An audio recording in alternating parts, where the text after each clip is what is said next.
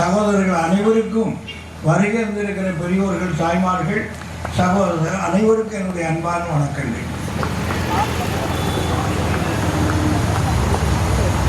தந்தை பெரியார் ஒரு சமத்துவத்தை உருவாக்கியவர், சகோதரத்துவத்தை வளர்த்தார், ஆண் பெண் வேதத்தை அகற்றி காட்டினார், சீர்திருத்தம் என்றால் என்ன என்று சொல்லிக் கொடுத்தார், தன்மானம் காத்தார், சுயமரியாதை இந்த மண்ணுக்கு விதைத்தார். நாமெல்லாம் அடிமைப்பட்டு கிடந்தோம். நம்மை வன்கொடுமையால் வீழ்த்தி வைத்திருந்தார்கள். உங்களுக்கு ஒன்று தெரிய வேண்டும், தீண்டாமை என்றால் அது அந்த ஜாதி திவேஷத்தினால் மனு தர்மம் என்ற அதர்ம கோட்பாட்டை கொண்ட ஒரு சமயம் சமயத்தை சார்ந்திருந்த மக்களை ஏமாற்றி ஜாதியை உள்ளே திணித்தார்கள். சதுவர்ணமானாலும் திணிக்கப்பட்ட உண்டு, அதுபோல மனு தர்மம் என்றாலும் திணிக்கப்பட்ட உண்டு. அப்படி திணித்து 80% மக்களை அடிமைப்படுத்தி ஆட்சி செய்தார்கள். அப்படி ஆட்சி செய்தவர்கள் தீண்டத்தகாதவர்கள் என்று மக்களை ஒதுக்கி வைத்தார். நான் தான் திருவிதாங்கூரில் பிறந்தவர். நான் தமிழகத்தோடு சேர்வதற்காக போராடி உயிர் தியாகம் பண்ணி நாங்கள் காமராஜருடைய காலத்திலே தமிழகத்தில் வந்து சேர்ந்தோம். அதற்கு முன்னால் நாங்கள் எல்லாம் அந்த திருவனந்தபுரத்தை தலைமையிடமாக கொண்ட மலையாளத்தினுடைய ஆதிக்கம் மிகுந்த அந்த வர்ணாசிரமத்தினுடைய வன்கொடுமையின் வேறிருந்த இடத்திலே இருந்தோம். உலகில் எங்காவது தீண்டாமை இருந்தானால் இந்தியா முழுக்க இருந்தது, அன்டச்சபிள். ஆனால் அணுகக்கூடாது, அதுவும் சரி. ஆனால் காணக்கூடாது, கண்டால் தீட்டு. ஒரு தாழ்த்தப்பட்டவன் இல்லை என்றால் அவர்கள் ஒதுக்கப்பட்ட 18 பட்டிகை சாமியை சார்ந்தவர்கள் யாராவது ஒரு நம்பூதிரியை பார்த்து விட்டார், அந்த நம்பூதிரியை இவன் பார்த்த குற்றம், அது பெரிய தீண்டாமை என்று அந்த அசுர சட்டம் ஆட்சி செய்த இடத்திலே பெண்கள் மேலாடை போடக்கூடாது. ஆடைதான் மனிதனுடைய அடையாளம். ஆடை இல்லையானால் மனிதனுக்கு அடையாளம் இல்லை. இந்த உலகில் எந்த ஜீவனும் குறைந்து வர ஆடை அணிவதில்லை. ஆனால் மனிதன் என்று அடையாளப்படுத்துவதை ஆடைதான். ஆடை இல்லாதவன் அரை மனிதன். எனவே மனிதனை மிருகமாக்கிற செயலைத்தான் அந்த திருவிதாங்கூரில் இருந்த மனு தர்மம் செய்தது. அந்த தோற்றியதை என்று சொல்லக்கூடிய பெண்கள் மாறாப்பு அணியக்கூடாது. அதுபோல பெண்கள் மாறாப்பு அணியாமல் பெண்ணுக்கு அழகை இடுப்பில் குடம் எடுத்தல், அந்த குடத்தை கூட தமிழருடைய அழகு தண்ணீர் குடம், அந்த குடத்தை இடுப்பில் எழுந்து செல்வதுதான் பெண்ணுக்கு அழகு. ஆனால் அடிமைகள் சுமட்டை தலையில் தான் வைக்க வேண்டும், அதுவும் மேலாடை இல்லாமல் சுமக்க வேண்டும் என்று சொன்ன அநாகரிகத்தினுடைய கோட்டை தென் திருவிதாங்கூர். அதனால்தான் சுவாமி விவேகானந்தர் அசைலம் ஆஃப் டெவில், பேய்கள் குடியிருக்கிற கூடாரம், சாதி என்ற பேயுடைய முழு வீச்சும் இங்கே இருக்கிறது என்று சொன்னார். எனவே நீங்கள் ஒன்றை புரிந்து கொள்ளுங்கள், இந்த உலகில் கண்டுபிடிப்புகளை எல்லாம் எல்லாரும் பேசுகிறார்கள்.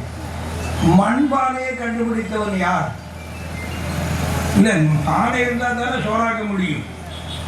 மனிதனை தவிர பொங்கி திங்கிறவன் எவனும் கிடையாது. எந்த ஜீவனும் பொங்குவதில்லை, அப்படியே உண்ணுகிறது மனிதன் மட்டும்தான்.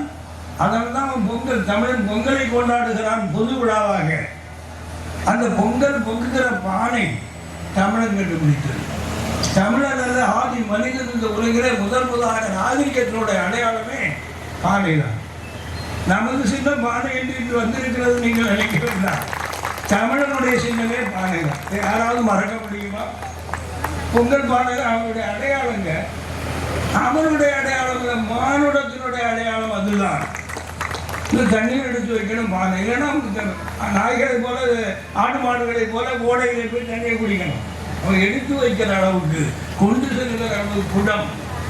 அதாவது நம்முடைய இந்தியா முழுக்க எங்காவது சொல்லி பார்த்தால் நிறைய பானையோடு கிடைக்கிறது. அந்த பானையோடு எழுதப்பட்ட எழுத்தெல்லாம் ஆதி காலத்தில் மனிதன் வாழ்ந்த அடையாளம் அத்தனையும் தமிழிலே இருக்கிறார். இமயமலை சாரல் முதல் குமரி வரை தோண்டி பார்க்கிற பொழுது எடுக்கிற ஓடெல்லாம், அந்த வரலாற்றை பேசுகிற அந்த பானை ஓடெல்லாம் தமிழை பேசுகிறது. எங்காவது ஆரியம் இல்லை என்று சொன்னால் சமஸ்கிருதத்தில் ஒரு ஓட்டு சொல் இருக்கிறதானால் இல்லை. இதிலிருந்து ஒன்றை புரிந்து கொள்ளுங்கள், இந்தியா முழுக்க ஆண்டவர்கள் தமிழர்கள். சிந்து சமவெளி நாகரிகம் நம்முடைய நாகரிகம். எனவே சிந்து நாகரிகத்தில் ஜாதி இல்லை, மதம் இல்லை, அங்கே பேதம் இல்லை, ஒரே மொழி. மனிதனாக வாழ்ந்தான். அவன் தான் சட்டத்தின் ஆட்சி அங்கே நடந்தது. எது எப்படி அந்த சட்டப்படி எல்லோரும் நடப்பார்கள். அங்கே ஆளுகிறவன் ஆளப்படுகிறவன் இல்லை. இந்த உலகம் படிக்க வேண்டிய பாடம் நம்மிடம் இருந்து போனது. நீங்கள் தமிழ் எங்கே பிறந்தனால் கன்னியாகுமரிக்கு தெற்கே லெமூரியா என்று சொல்லக்கூடிய குமரி கண்டத்திலே தமிழ் பிறந்தது. கன்னியாகுமரி தெற்கே 3 தமிழ் சங்கத்தில் 2 தமிழ் சங்கம். அகத்தியலும் அதற்கு முன்னால் உள்ள அந்த தமிழ் ஆண்டது அங்குதான். அதுதான் சொன்னார்கள், கல் தோன்றி மண் தோன்றா காலத்து முன்தோன்றி மூத்த தமிழ். இது நம்ம மடமே அல்லவா? கல் தோன்றதுக்கு முன்பு தமிழ் சொல்லுவாங்க. கல் என்று சொன்னால் மலை என்று அர்த்தம். மலை என்று சொன்னால் மாமலை, இமயமலை. இமயமலை தோன்றுவதற்கு முன்னதாகவே கன்னியாகுமரிக்கு தெற்கே கடல் கொண்ட தமிழகத்திலே தமிழன் ஆட்சி செய்தான், தமிழ் சங்கம் வைத்திருந்தான்.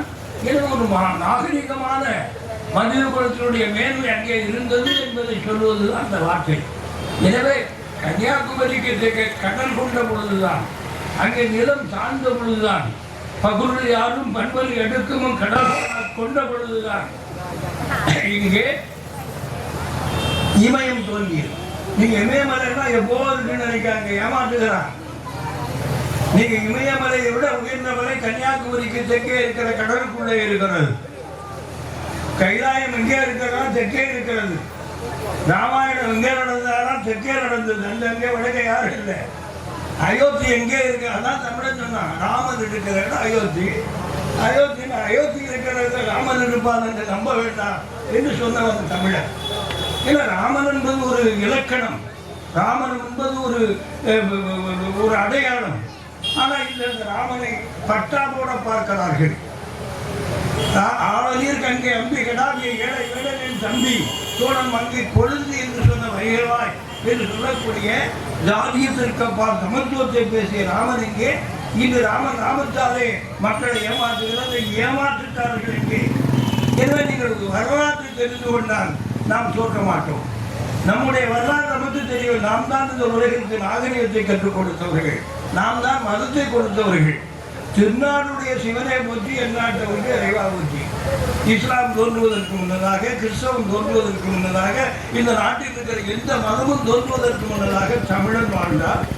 அவன் தெய்வத்தை முதலாக தெற்கே கன்னியாகுமரிக்கு தெற்கே கடல் கொண்ட தமிழகத்திலே அவன் ஏக தெய்வமாக சிவன் என்றும் மாயோன் என்றும் சேயோன் என்று கண்ணன் நமது கடவுள். இன்றைக்கு அங்கே போய் தமிழ் பேச முடியாது. நான் இவர்களை பார்த்து ஒரே ஒரு கேள்வி கேட்கிறேன். அவ்வை பிராட்டிக்கு கண்டபெருமான் நவல்வரத்தில் இருந்தார். போய் பழம் கேட்டார். சுட்ட பழம் வேணுமா சுடாத பழம் வேணுமா என்று கேட்டார். அவன் ஆரியத்தில் சமஸ்கிருதத்தில் கேட்டு அவையார் அறிந்து கொண்டாளா இல்லை ஆங்கிலத்தில் கேட்டானா? தமிழ் தான் கேட்டிருக்க முடியும். கந்தனுக்கு தமிழ் மட்டும்தான் தெரியும், ஆரியம் தெரியாது. ஆனால் இன்று கந்தனுக்கு பண்ணுகிற பூஜையெல்லாம் ஆரிய மொழி, அந்நிய மொழி, நம் தமிழ் மொழிக்கு அப்பாற்பட்ட அந்த சமஸ்கிருதத்திலே பண்ணுகிறார்கள். ஆனால் இந்த மடமை இன்னும் 100 பெரியார் பிறந்துதான் மாற்ற முடியும் போன்றிருக்கிறது. கோயிலுக்குள்ளே மட்டும்தான் இன்று சமத்துவம் இல்லை.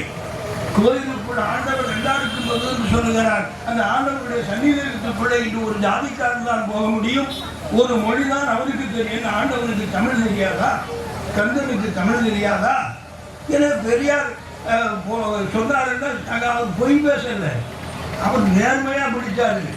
அத்தனை தவறுகளுக்கு எதிராக சொன்னார். ஜாதியினுடைய வன்முறைக்கு எதிராகத்தான் அவர் இருக்கிற மதத்தை சொன்னார். அந்த மதத்தை அரணாக வைத்திருக்கிற தெய்வத்தை கூட அவர் நீந்தித்தார். நம்ம என்ன நமக்கு ஒரு அநீதியெல்லாம் சொல்லுவாங்க, அதான் பாவி தெய்வங்க. இல்லை, கிராமத்தில் யாரை கேட்டாலும் சரி பிள்ளைகள் சொல்லுவோம், அட பாவி தெய்வங்க. தெய்வம் பாவியா? பெரியார் அதே